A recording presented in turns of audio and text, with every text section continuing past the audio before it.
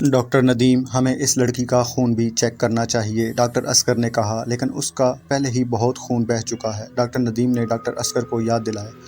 Doctor Asghar کہنے لگے، نہیں نہیں، ہم نے چیک کیا ہے، مقدار اب بھی نارمل ہے اور اس لڑکی کا بلڈ گروپ اس مائی کی بیٹی کے ساتھ میچ ہو رہا ہے۔ لڑکی کو نیند کی دوائی دے کر خون کی بوتل نکال کر دوسری مریضہ کو لگا دی گئی اور اب اس کی ماں اسے سوپ پلا رہی تھی اور لڑکی کی طبیعت کافی بہتر نظر آ رہی تھی۔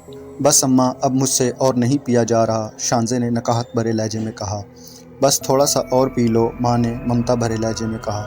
نہیں امی، بس اب مجھے لیٹنا ہے، اور وہ لیٹ گئی۔ اتنے میں دونوں ڈاکٹر اندر داخل ہوئے اور ادھر ادھر کسی کو تلاش کرنے لگے۔ کیا ہوا ڈاکٹر صاحب؟ شانزے کی ماں نے پوچھا۔ وہ رات والی مریضہ کیا یہاں آئی ہے؟ ڈاکٹر عدیل نے پوچھا۔ نہیں ڈاکٹر صاحب، یہاں تو کوئی نہیں آیا، شانزے کی ماں نے کہا تو ڈاکٹرز پریشانی کے عالم میں ایک دوسرے کو دیکھنے لگے۔ آخر وہ گئی کہاں؟ ایک نے دوسرے سے کہا۔ اس کے جوتے بھی بیڈ کے پاس پڑے ہیں اور اس کی ٹانگ اور بازو پر پلاسٹر تھا، وہ کہاں چلی گئی؟ لگتا ہے اسے کوئی اٹھا کر لے گیا ہے، لیکن یار گیٹ پر تو چوکیدار موجود ہے، اس نے بھی کسی کو نہیں دیکھا۔ خیر ندیم سنو، ہماری ڈیوٹی آف ہونے والی ہے، اس بات کو یہیں دبا دو۔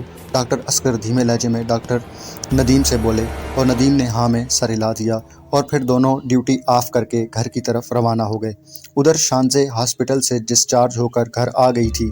وہ ماں باپ کی اکلوتی اولاد تھی، اس کا باپ ایک پرائیویٹ کمپنی میں اچھی پوسٹ پر تھا۔ ان کا تعلق مڈل کلاس سے تھا۔ شانزے سیکنڈ ایئر کی اسٹوڈنٹ تھی اور خوبصورت ہونے کے ساتھ ساتھ وہ خوبصیرت بھی تھی۔ شانزے نے مکمل طور پر صحت یاب ہوتے ہی اب کالج جانا شروع کر دیا تھا۔ ایک رات اچانک ٹھیک 1:30 بجے کا وقت تھا جب اس کی آنکھ کھلی۔ اسے شدید پیاس لگ رہی تھی۔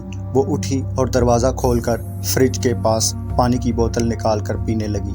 وہ پوری بوتل پانی کی پی چکی تھی اور پیاس تھی کہ بجھنے کا نام ہی نہیں لے رہی تھی۔ اس نے ایک بوتل اور نکالی اور کمرے کی طرف چل دی۔ رات تو جیسے تیسے بھی گزر گئی، لیکن اب ہر وقت اس کے ساتھ یہی مسئلہ لگا رہتا تھا، وہ کچھ بھی پی لے مگر پیاس نہیں بجھتی تھی۔ اس کی اس پریشانی کی وجہ سے اس کے ماں باپ نے کولڈ ڈرنک، جوسز سے فریج بھر دیا تھا۔ چاند کی 14ویں رات تھی۔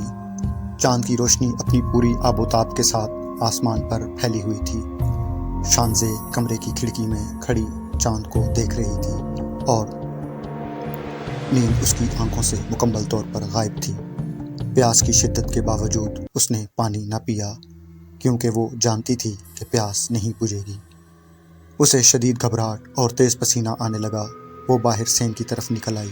جیسے ہی اس کے سر پر چاند کی روشنی پڑی، اس کا ذہن معاف ہو گیا۔